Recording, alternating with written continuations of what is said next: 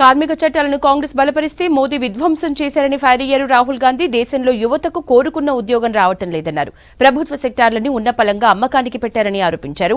Corporate మిత్రులకు దేశ సంపదను ధారాదత్తం చేస్తున్నారన్నారు రాహుల్. ప్రజల ఆర్థిక అన్యాయానికి వ్యతిరేకంగా తన యాత్ర కొనసాగుతోందని, విద్వేషాల బజార్లో ప్రేమ దుకాణం తెరిచామన్నారు రాహుల్.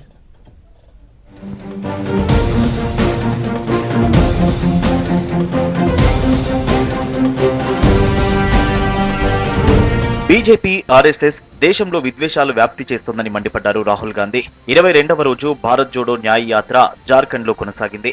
ప్రజలు పెద్ద ఎత్తున రాహుల్ వెంట నడిచారు. ప్రజల కష్టాలను రాహుల్ స్వయంగా తెలుసుకున్నారు.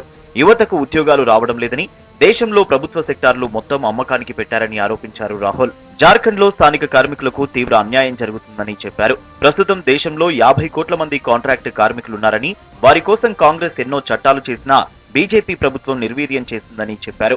कि देश में नफरत, हिंसा क्यों फैल रही है? इसका कारण भाइयों और बहनों अन्याय है। बीजेपी की सरकार, आरएसएस की विचारधारा देश में सिर्फ हिंसा और नफरत नहीं फैला रही है, वो देश में अन्याय फैला रहे हैं। देश का पूरा धन 2-3 बड़े उद्योगपतियों को दिया जा रहा है. ఆదివాసీల హక్కుల కోసం కాంగ్రెస్ పోరాడుతూనే ఉంటుందన్నారు రాహుల్. ఆదివాసీల విద్య, ఆరోగ్యం, ఉపాధి కోసం 24 గంటలు శ్రమిస్తామని హామీ ఇచ్చారు. విద్వేషాల బజారులో ప్రేమ దుకాణం తెరిచామని, దీని లక్ష్యం దేశాన్ని కలపడమేనన్నారు. ప్రజలకు ఆర్థిక అన్యాయం జరుగుతోందని, వారి ఆస్తులన్నీ కార్పొరేట్ ట్రెండ్స్ కు కట్టబెట్టారని ఫైర్ అయ్యారు రాహుల్. आदिवासियों को रोजगार मिलता था, उनको सबको एक के बाद एक प्राइवेटाइज किया जा रहा है.